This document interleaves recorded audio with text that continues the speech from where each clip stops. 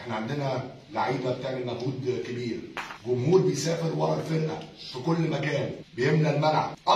اكتر مدرج بيحضر فيه جمهور في مصر هو مدرج الزمالك. لو حسبتوها من اول بدايه الموسم والموسم اللي فات والموسم اللي قبليه، هو جمهور نادي الزمالك. رغم ان نادي الزمالك في وقت من الاوقات بيمر بظروف صعبه، ولكن تمسك جمهور الزمالك بفرقه المختلفه مش بفريق كره القدم فقط اكبر دليل ان هذا النادي نادي عظيم ونادي يستحق الاحترام. النهارده وانا بنافس على بطوله الدوري ويتعين لنا حكم الكابتن الصباحي، مش انا اللي هقول عليها هو لائق بدنيا ولا غير لائق بدنيا، ولكن 2 خبراء، 2 رؤساء للجنه التحكيم، ال2 اجانب اوصوا بعدم لعبه لاي مباراه في الدوري.